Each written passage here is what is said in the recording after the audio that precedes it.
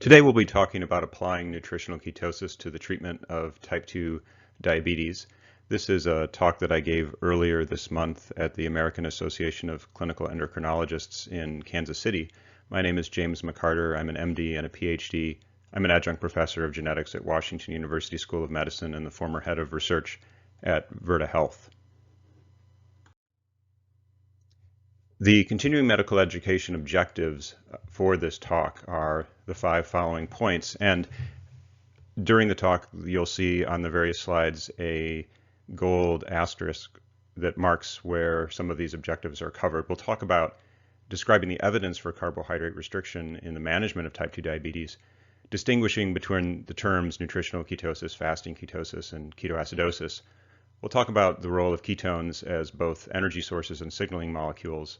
We'll discuss the rationale for the reduction of glycemic control prescriptions during nutritional ketosis in the treatment of type 2 diabetes and hypothesize factors that allow for sustained behavior change in diabetes reversal.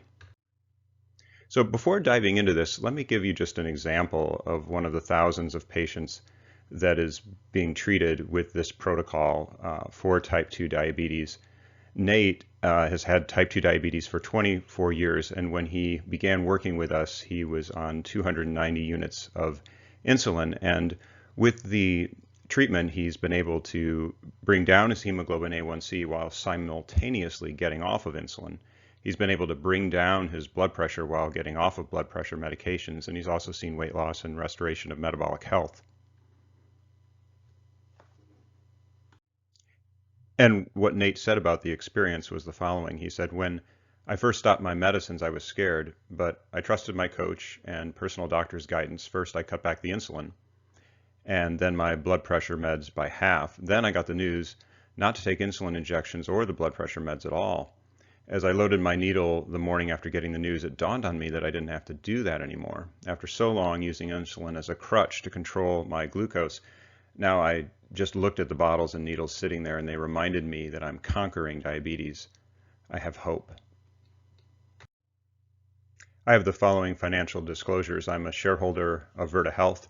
It's a company founded in 2014 and headquartered in San Francisco. It's a nationwide telemedicine provider and full-stack technology company focused on the treatment of type 2 diabetes and metabolic disease. I'm also the chair of the scientific advisory board of Readout. It's a company founded in 2018 and headquartered in St. Louis. It's a digital health company that helps customers manage their health through real-time biomarkers.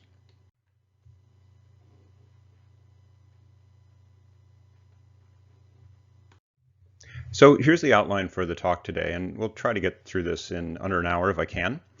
We'll start with some definitions. We'll talk about changes to the American Diabetes Association guidelines, origins and mechanisms of the process of using nutritional ketosis for the treatment of type 2 diabetes, including prior clinical evidence, the outcomes of the trial that's been conducted by Virta Health and Indiana University Health. We'll talk a little bit about how care is provided, how it's sustainable, and then some conclusions. And for those of you who stick around, I've got some appendix slides as well. So let's begin with definitions. What is diabetes reversal and diabetes remission? So the cost of diabetes is staggering. Over 10% of US adults have diabetes. About 95% of that is type 2 diabetes, about 5% is type 1 diabetes. And a third of US adults, amazingly, have prediabetes. And the cost of caring for diabetes as well as the economic impact of that disease is well over $300 billion annually.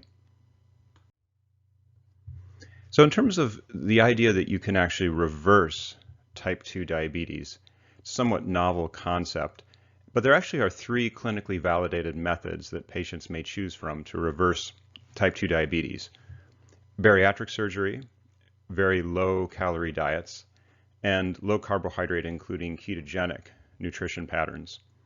And I like this quote from a recent review that our team did. As a society, we can no longer tolerate the continued rising rates of diabetes. Some patients would surely choose reversal if they understood that it was a choice. The choice can only be offered if providers are not only aware that reversal is possible, but have the education needed to review these options in a patient-centric discussion. So I like the emphasis on putting the patient at the center and emphasizing patient choice. So definitions are as follows. There's a 2009 American Diabetes Association consensus panel definition of remission that calls remission glycemia below the diabetic range of hemoglobin A1C of 6.5 without using any pharmacological or surgical therapy. In 2013, bariatric surgeons came up with a similar recommendation for a remission definition, but of course allowing for surgery. There's other definitions that have made a carve out for metformin as a drug that can be continued to be used even in the case of remission or reversal. And so that's kind of the direction that we've taken with Virta Health and Indiana University Health in our clinical trial. We define reversal as a glycemia below the diabetic range of 6.5 in the absence of pharmacological or surgical therapy, but with the exception of metformin. And that's because metformin is increasingly being used in prediabetes to prevent progression to diabetes. And we're continuing to prescribe metformin in 64% of our patients. And we deprescribe it only in the case of side effects or at patient request. And importantly, we should point out that reversal or remission does not mean a cure for type 2 diabetes. If patients return to their prior behavior patterns and nutrition, they can see a reoccurrence of the disease. It's amazing actually how rare remission is under usual care. In 2014 in Diabetes Care, a group from Kaiser Permanente published a medical records review of 122,000 adults that showed a 7-year cumulative incidence of remission of only 1.47% in terms of had shown any reversal over that entire 7-year period. Even doing a carve out for metformin, as we do with the definition of reversal, cases of reversal are extremely low with usual care.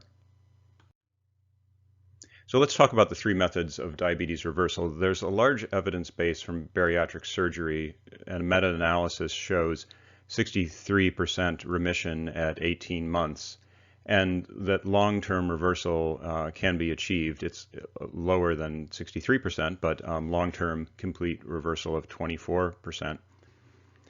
And that is associated with a reduction in cardiovascular events and death. But of course, bariatric surgery has the disadvantage of that it is a major surgical procedure with costs and risks that are associated with that surgery, as well as ongoing nutritional challenges that come from the alteration of the gastrointestinal tract. So can you achieve the same thing without requiring a surgical procedure? One approach is calorie restriction, using a very low calorie diet, also called a protein sparing modified fast, requiring less than 900 kilocalories per day for 3 months or more.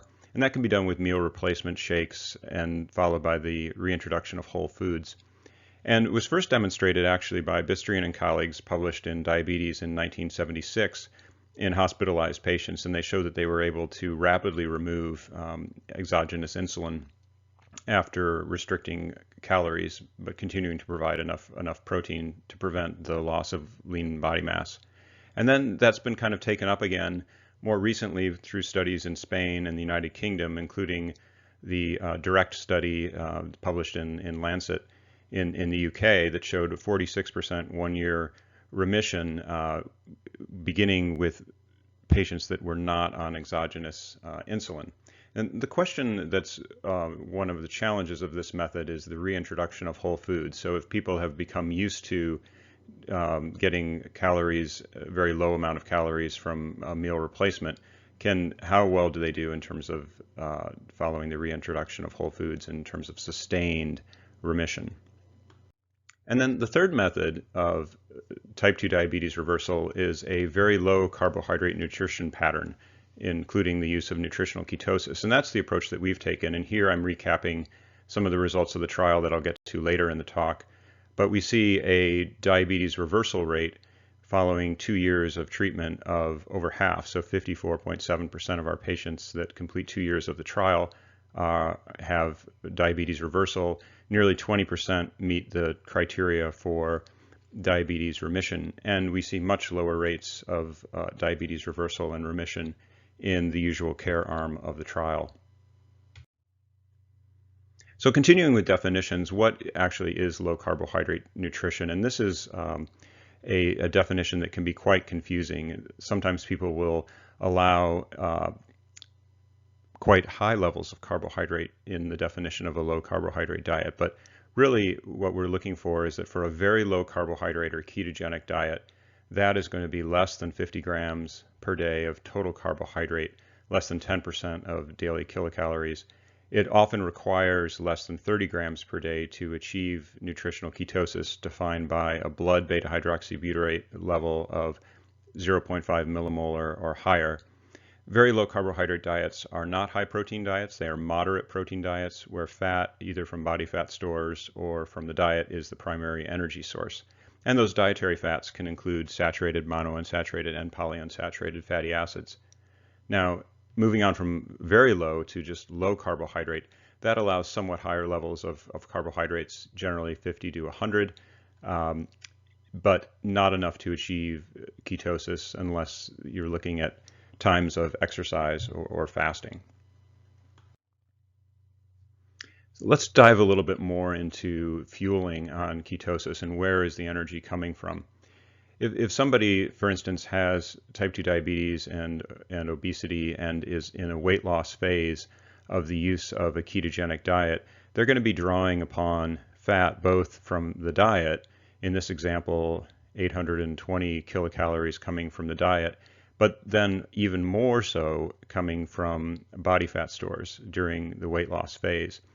And you can see here that the amount of carbohydrate and protein remains relatively constant over the course of the dietary phases, but that what happens is that as the patient moves from a state of obesity to more of an ideal body weight, that the fat loss diminishes over time, and eventually all of the energy is coming from dietary fat. And in that case, the kilocalories from fat make up about 80% of the energy.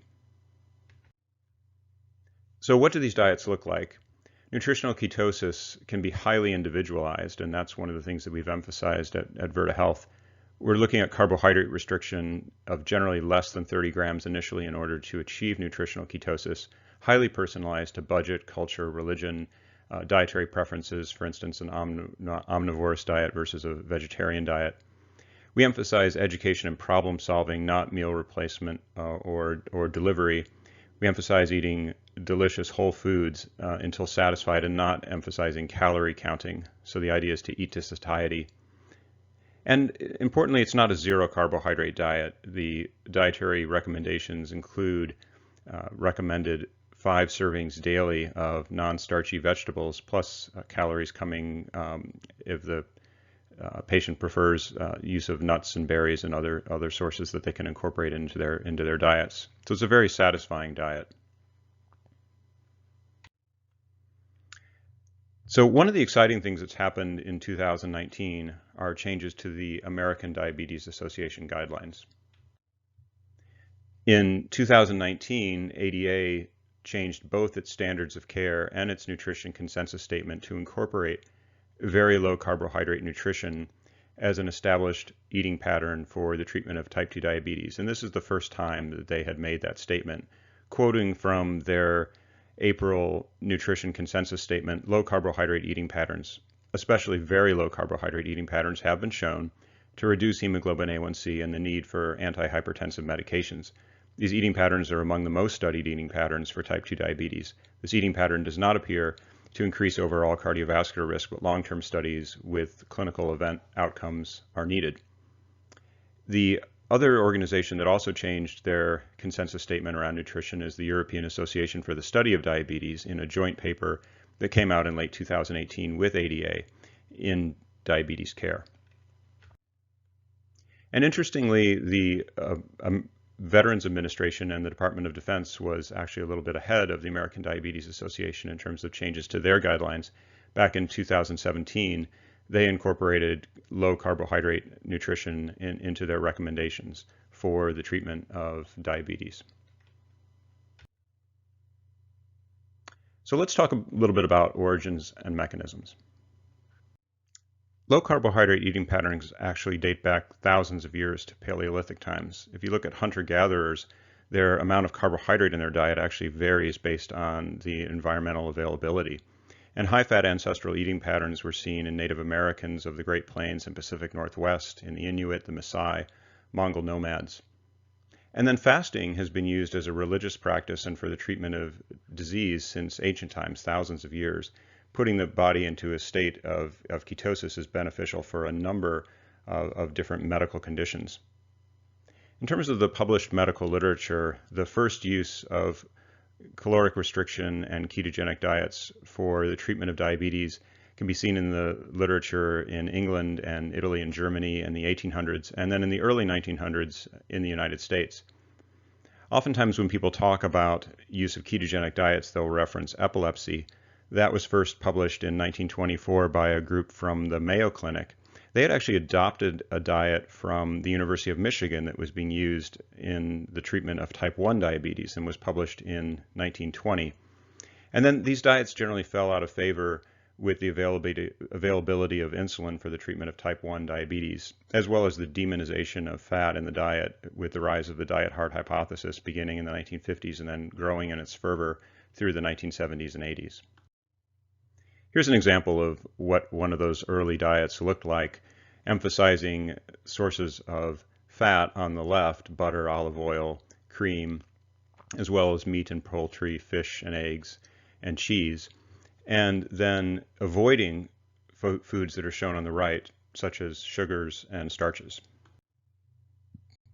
So why is this effective? Why does carbohydrate restriction help in the treatment of type 2 diabetes?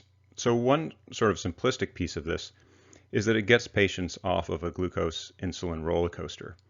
If you look at plasma glucose response to different diets and you provide, as this 2002 paper did, either glucose or fat, you see a spike in plasma glucose following a high carbohydrate meal, whereas you don't see that. You see almost no response following a high fat meal.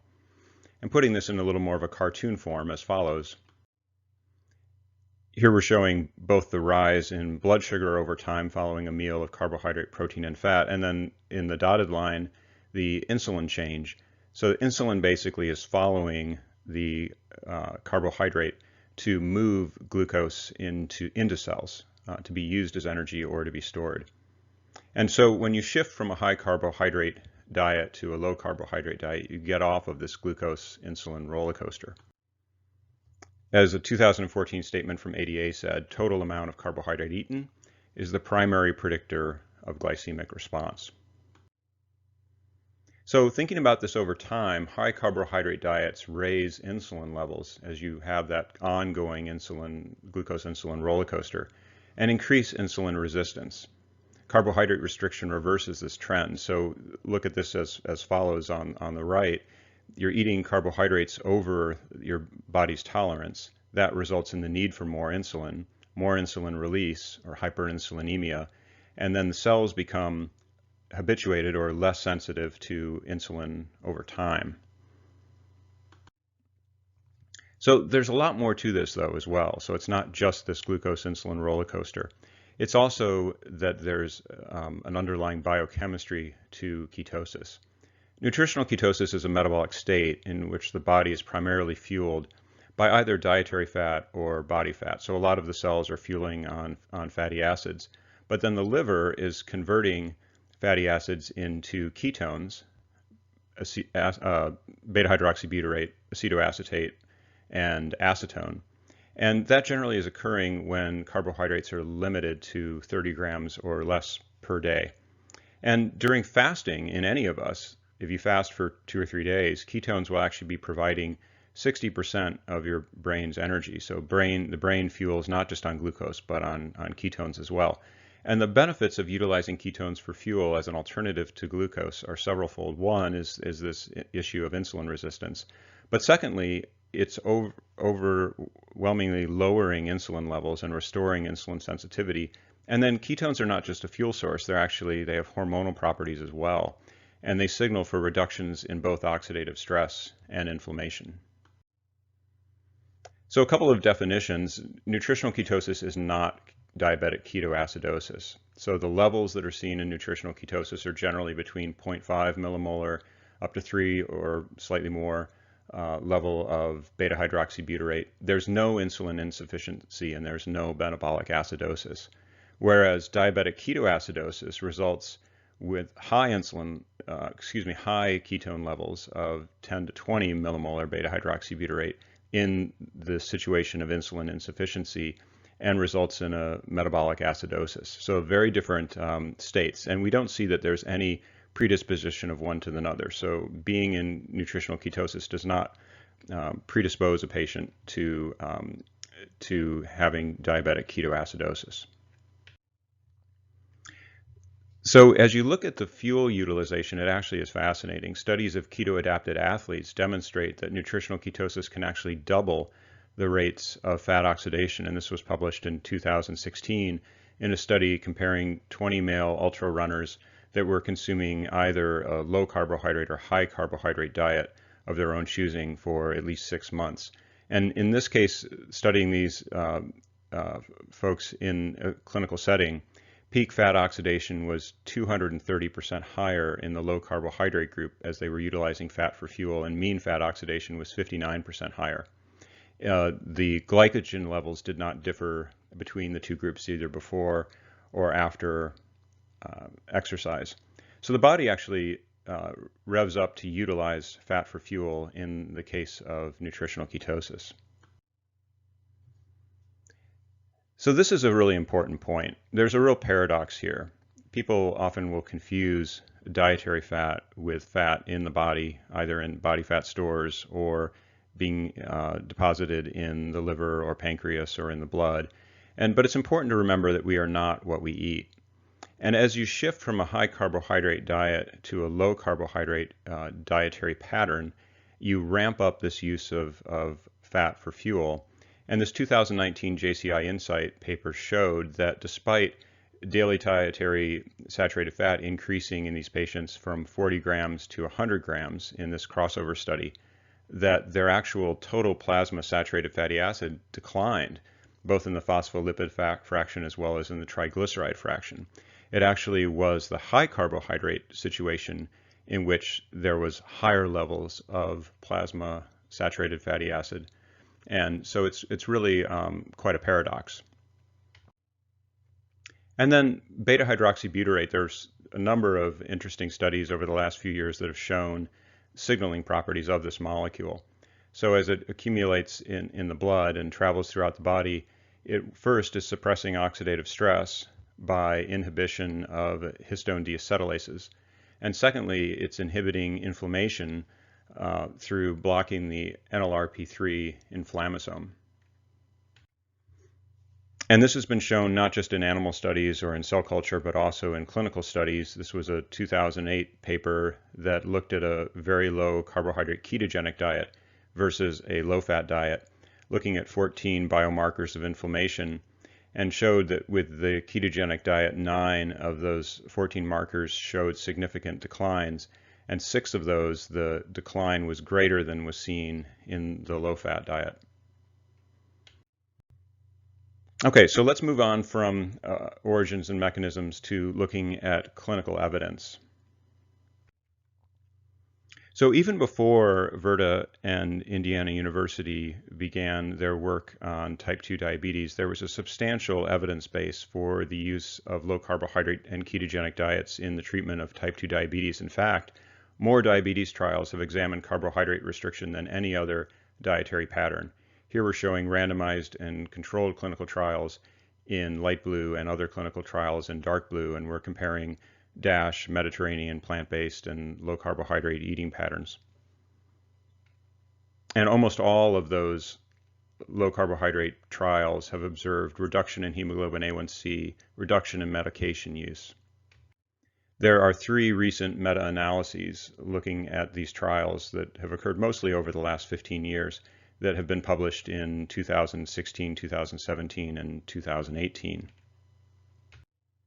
And there's an excellent review of the literature published by Hallberg and colleagues, improving the scientific rigor of nutritional recommendations for adults with type 2 diabetes.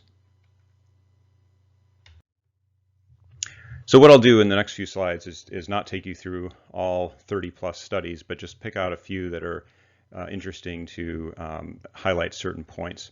The first is from 2005, this Bowden et al. Paper in the Annals of Internal Medicine, effect of low carbohydrate diet on appetite, blood glucose levels, and insulin resistance in 10 obese patients with type 2 diabetes. So this was a small study of 10 patients just over 3 weeks. The first week they were on their usual diet, and then the second and third week they shifted over to a low carbohydrate diet of 21 grams of total carbohydrate per day. And they saw this substantial decrease in fasting glucose. They saw medication reduction in quite a few of the patients. And the insulin sensitivity improved 75% as measured by euglycemic hyperinsulinemic clamp. This 2007 study looked at subjects with both diabetes and prediabetes and studied them over 56 weeks in a single-arm outpatient study, restricting carbohydrates to about 20 grams per day for the first 12 weeks, then 40 grams for the remainder of the study, and saw decreases in fasting glucose, triglycerides, and weight. This 2008 randomized 2-year trial looked at 322 moderately obese subjects, some of whom had type 2 diabetes. The trial was notable for high retention of 85% at 2 years. The low carbohydrate arm began at 20 grams per day, but then that increased to well over 100 grams per day. And the type 2 diabetes patients showed A1C reduction. That A1C reduction was greatest and significant for the low carbohydrate group as opposed to the Mediterranean diet group or the low fat diet group. For all subjects, low carbohydrate and Mediterranean dietary patterns were significantly better than the low fat dietary pattern. This also was published in 2008, the effect of low carbohydrate ketogenic diet versus low glycemic index diet on the treatment of type 2 diabetes. It was a 24-week randomized trial of 84 patients, lower retention in this case 58%. The low carbohydrate arm began at 20 grams per day with no restriction on kilocalories, whereas the high carbohydrate arm was eating a low glycemic index diet that was 55% carbohydrate. And they showed a significant reduction in hemoglobin A1C in the low carbohydrate but not the high carbohydrate group, as well as significantly more medication reduction in the low carbohydrate group and greater weight loss. This more recent trial out of UCSF in 2014 and 2017 was a 12-month randomized trial looking at a moderate carbohydrate versus a very low carbohydrate diet in the treatment of type 2 diabetes or prediabetes. It was a randomized trial with 34 patients. The very low carbohydrate dietary pattern had significantly greater reductions in hemoglobin A1C, weight loss, more reduction in medication than those following a moderate carbohydrate calorie restricted diet. This study from 2018 was a 2-year study of 115 adults with type 2 diabetes, had fairly low retention of 53%. They tried to energy match the diet, and it was a hypocaloric diet with exercise. The low carbohydrate group was 14% carbohydrate. The high carbohydrate group was 53% carbohydrate. Both of these diets actually reduced weight and hemoglobin A1C at 2 years. There was no statistical significance between the groups, but there was greater medication reduction in the low carbohydrate arm with less glucose variability and a greater reduction in triglyceride. I've also included one very interesting recent study that was not specifically on type 2 diabetes, but was looking at metabolic syndrome. And it's an interesting study because it addressed the question of weight loss. So one of the things that's often said is that the success of these diets is entirely dependent upon the weight loss. So in this case, they held weight steady by either increasing or decreasing the daily calorie consumption based on changes in weight. And in this crossover study, looking at a high carbohydrate, moderate carbohydrate, and low carbohydrate diet for 4 weeks each, they looked at the resolution of metabolic syndrome in these 16 individuals from baseline to change over each of these dietary periods. And they showed that even holding weight steady, that following a low carbohydrate diet, the majority of the patients reversed their metabolic syndrome, whereas the same thing was not seen in the high carbohydrate or moderate carbohydrate eating pattern. Let's move on then from the prior clinical evidence to looking at the trial that's been conducted by Virta Health and Indiana University Health. So this is a trial that has been conducted over the last several years, and the results have been published so far in 6 peer-reviewed publications looking at diabetes outcomes at 1 year and 2 years, looking at cardiovascular outcomes at 1 year, looking at the very early changes in metabolic patterns at the first 70 days, as well as looking at non-alcoholic fatty liver disease at 1 year, and patient-reported sleep outcomes at 1 year. There are papers in progress looking at a separate cohort with prediabetes, as well as further characterizing metabolic syndrome, system utilization, depression, joint function, and inflammation. So Virta Health and Indiana University Health began recruiting for this trial in 2015. It began as a 2-year study that was then extended out to 5 years. There are 465 participants that were recruited from central Indiana between August of 2015 and March of 2016. It's a non-randomized trial in which patients self-select into the intervention. The intervention is referred to as the continuous care intervention. It includes individualized nutritional ketosis. There were 262 individuals with type 2 diabetes that undertook that intervention, along with another 116 with prediabetes. There's also a usual care group that had 87 individuals with type 2 diabetes following the 2015-16 ADA guidelines under the care of an endocrinologist or primary care practitioner working with a certified diabetes educator. The baseline characteristics of the type 2 diabetes population in the intervention group were a mean age in the mid-50s, a BMI of 40, average weight of 257 pounds, average duration of diabetes of 8 years. So this included some folks that were newly diagnosed, but it also included people that had diabetes for 20 years or more. The cohort was 67% female. Retention at 1 year was 83%, and at 2 years was 74%, which is very good for a trial that requires this degree of behavioral intervention. So here are the highlights of that trial. It demonstrated that the continuous care intervention had reversal of type 2 diabetes in 1 year in 60% of patients who completed that first year. And that, again, as we talked about in terms of definitions, reversal is defined as glycemic control without the use of diabetes-specific medications. The average A1C reduction was 1.3%. 70% of participants achieved an A1C below 6.5. Medication reduction was substantial, including 94% of insulin users reduced or eliminated their use of insulin. Average weight loss was 12% or 30 pounds, and cardiovascular risk factors improved, including a 12% improvement in the 10-year ASCVD risk score and improvement in 22 of 26 risk factors for cardiovascular disease showed statistically significant improvement. So those are some of the highlights. Now let's dig into some more of the details. So it's important to point out that the hemoglobin A1C was being reduced simultaneous with the removal of medications. So you may see, for instance, that if you increase medication use, you could get a drop in hemoglobin A1C, but here we're seeing a 1.3% drop in hemoglobin A1C while simultaneously removing many of the medications. If you look at medications by cost, there's a 46% cost reduction in the first year, resulting in savings of over $2,000 on average per patient. And that reduction occurs very early. Most of the reduction is occurring in the first 70 days. So as you might suspect, if folks start fairly well controlled, there's less of an opportunity to improve that, whereas for people that begin uncontrolled with a higher hemoglobin A1C, you see a greater reduction. Here we're showing the reduction in the intervention group in blue and the change in the usual care group in black and gray. You can see for people who begin better controlled with an A1C of less than 9 that they're seeing about a 1% reduction in A1C in the intervention, a slight rise in the usual care group. Whereas for folks who begin with a hemoglobin A1C greater than 9, you actually see a 3.45% reduction in hemoglobin A1C in that first year. It's interesting to actually look at this by every single individual patient as opposed to just the means.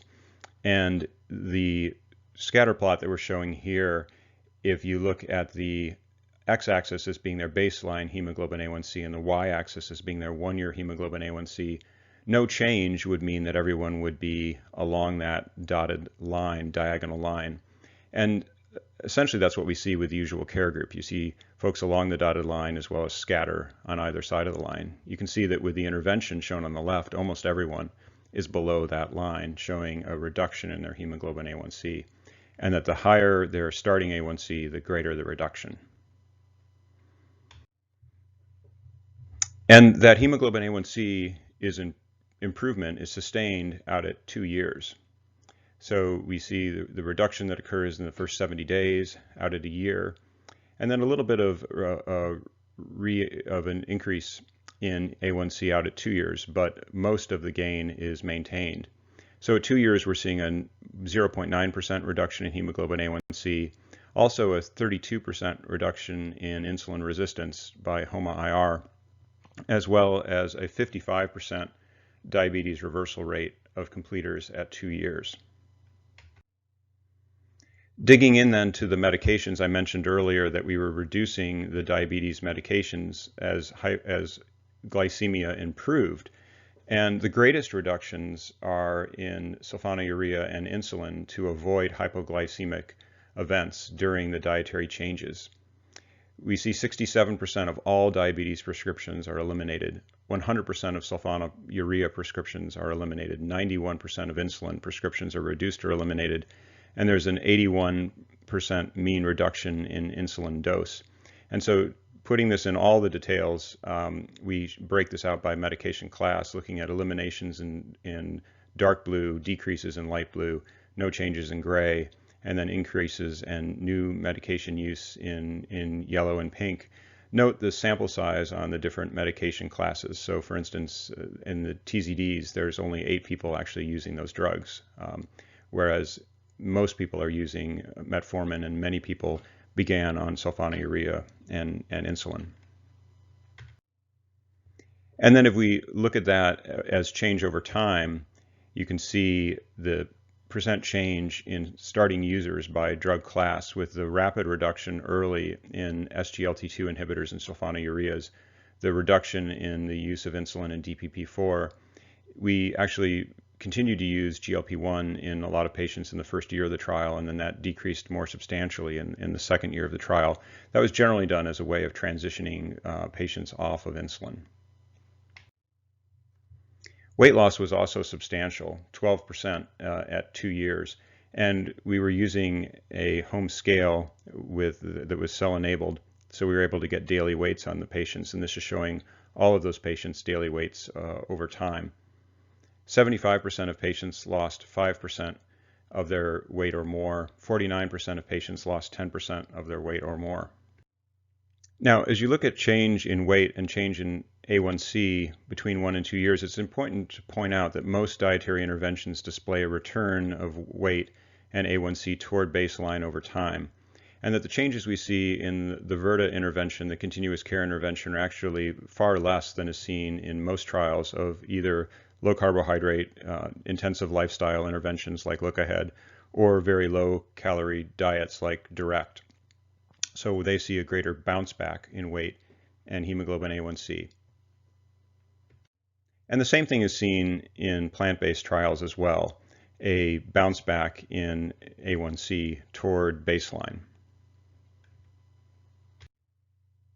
So moving on then from diabetes status, let's talk about the cardiovascular risk score. And here we're looking at the atherosclerotic cardiovascular disease, ASCVD risk score, that was developed by the American College of Cardiology and the American Heart Association.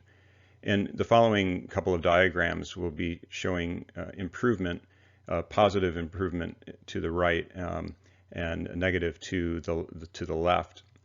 And at 1 year, the continuous care intervention shows a 12% improvement in ASCVD risk score, whereas the usual care group saw a decline in their score. And then if you break that out by all of the cardiovascular risk markers, 26 that were captured in our trial, and those include markers for hypertension, atherogenic dyslipidemia, chronic inflammation, fatty liver disease, we actually saw that 22 out of 26 improved significantly in the continuous care intervention, whereas 0 of 26 showed statistically significant improvement in the usual care group. So you can see all of those blue bars moving toward the right, whereas the gray bars are generally not moving or moving to the left.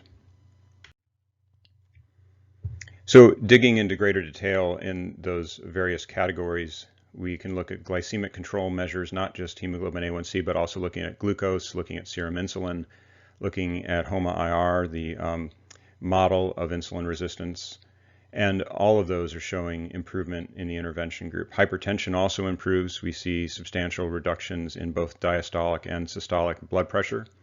And we see those simultaneous with reduction in the use of antihypertensive, including a 25% reduction in the use of diuretic medications. Looking at atherogenic dyslipidemia, we see an improvement in all of these markers with the intervention group, but not the usual care group. We see a reduction in triglycerides, a rise in HDL, an improvement in the triglyceride-HDL ratio, an improvement in the ApoB, APO1 ratio. Looking at low-density lipoprotein, we see that while the LDL-C, the calculated LDL, rises, that if you actually look at the actual particles as measured by either ApoB or NMR lipoprofile for LDL-P, we see a non-significant decline in the actual number of particles, which are a better measure of cardiovascular risk than the calculated LDL. And then looking at inflammation, both high-sensitivity C-reactive protein and white blood cell count show reductions, and those reductions are substantial. At 1 year, we see a 39% reduction in high-sensitivity C-reactive protein, indicating a decrease in chronic inflammation. And then we've published papers on both fatty liver disease as well as sleep. And so looking at non-alcoholic fatty liver disease, we show statistically significant improvement in the intervention group on the left, but not the usual care group on the right, for both abnormal ALT as well as steatosis and fibrosis. All of those scores improve in the continuous care intervention group, but not in the usual care group. We also did a number of surveys with our patients, and one of those was on sleep. And so for patient-reported sleep outcome, we used the Pittsburgh Sleep Quality Index and showed improvement in both the type 2 diabetes population as well as here we report the pre-diabetes population as well. We see improvement in the global PSQI score, in the subjective sleep quality score, in the sleep disturbance score, and the daytime dysfunction score, whereas there was no improvement in the usual care group. One of the questions we get is that if 60% of patients are reversing their diabetes at 1 year, what happened to the other 40%? And actually, they do very well as well. They just did not meet our threshold for diabetes reversal. They show a 1.2% reduction in hemoglobin A1C, 45% medication elimination, 27% triglyceride reduction, 23% loss of weight, 81% reduce or eliminate insulin, and a 17% improvement in the ASCVD risk score. So the vast majority of patients are doing very well.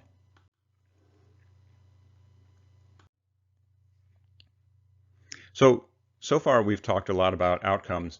Let's talk about how this care is actually delivered in the case of the Virta Health, Indiana University Health intervention. So for the continuous care intervention in clinical practice, there are two key pillars to the way in which this care is delivered. The first is what we call continuous remote care.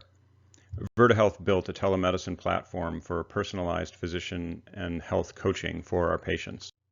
And that includes 5 components: interaction with a health coach through asynchronous text messaging, as well as occasional phone and video calls, interaction with a physician by telemedicine, an online patient community for peer support, online educational resources for nutrition and behavior change education, and then biomarker tracking to provide real-time feedback to patients that's also shared with the health coach and physician. The work with patients begins with a call with an intake specialist, a telemedicine visit with the physician, onboarding with the health coach, and then a starter kit with durable medical equipment that's delivered to the patient for individualized continuous remote care by licensed medical providers. And so this is kind of what that looks like in terms of the use of the app in a cell phone. Patients, it's like having a doctor and a health coach in your pocket. The second pillar of the clinical practice is proprietary care.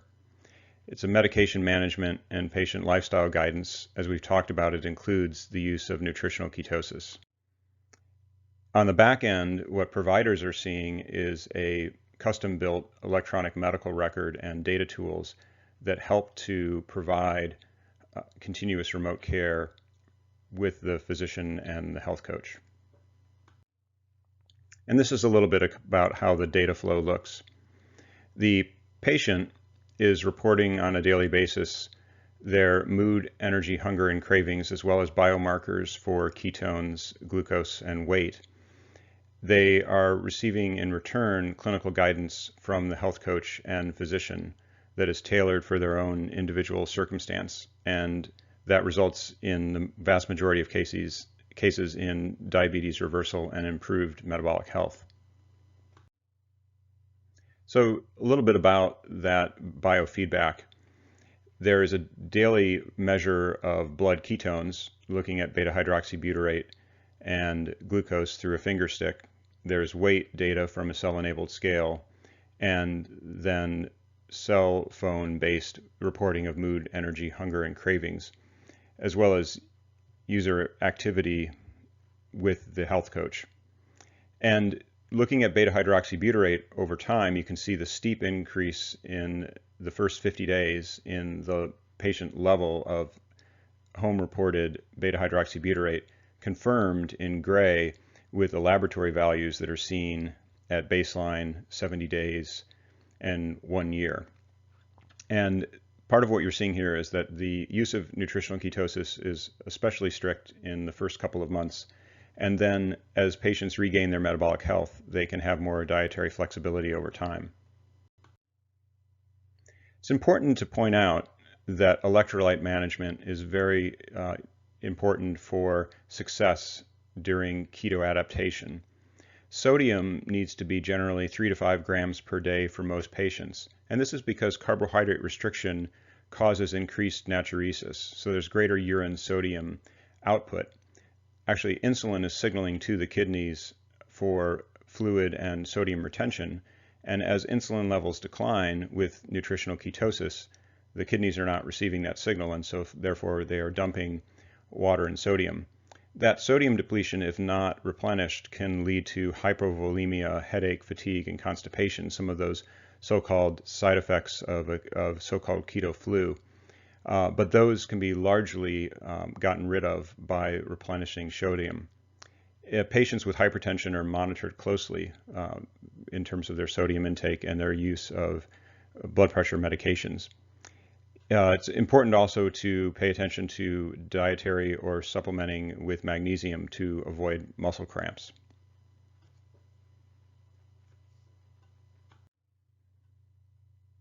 So what about sustainability? This treatment aims for a lifelong change in nutrition and behavior. It's not a temporary diet in which patients return to their prior behavior and prior dietary patterns. To look at longer-term effects, the Virta Indiana University clinical trial has been extended out to 5 years for the intervention subjects. And in terms of what those patterns look like over time, some subjects enjoy nutritional ketosis and plan to stay with that long-term. Other patients use their improved insulin sensitivity to enjoy greater dietary flexibility while staying generally toward the low carbohydrate end of the spectrum, so generally less than 100 grams per day. And this treatment is by no means a cure for diabetes, and we do not advise a return to high levels of carbohydrate consumption, which could result in a return of the disease. So, some conclusions. So what can we conclude from the work that's been done, in particular the clinical trials that have been done looking at carbohydrate restriction for the treatment of type 2 diabetes, and especially the Virta Health Indiana University Health trial. First, carbohydrate restriction is a viable patient choice for type 2 diabetes reversal. Nutritional ketosis supports diabetes reversal by reducing insulin resistance while providing an alternative fuel to glucose that has favorable signaling properties. Low carbohydrate nutrition patterns, including ketosis, have extensive clinical trial evidence for type 2 diabetes improvement, including both 1 and 2 year outcomes from the Virta IUH trial. The American Diabetes Association and other organizations have updated their guidelines to include low carbohydrate eating patterns for the treatment of type 2 diabetes, and continuous remote care using a physician, health coach, education, biomarker tracking, and an online community may be helpful in supporting long-term behavioral change.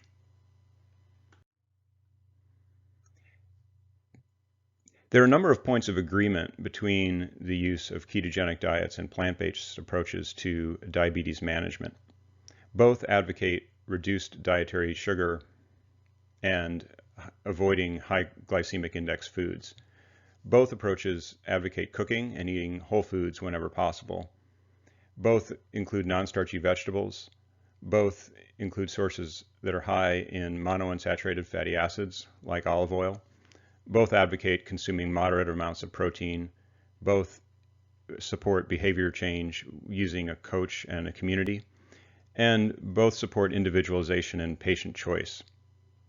And ketogenic diets have been adapted for vegetarian and vegan lifestyles. So it's not necessarily a requirement to choose between one and the other.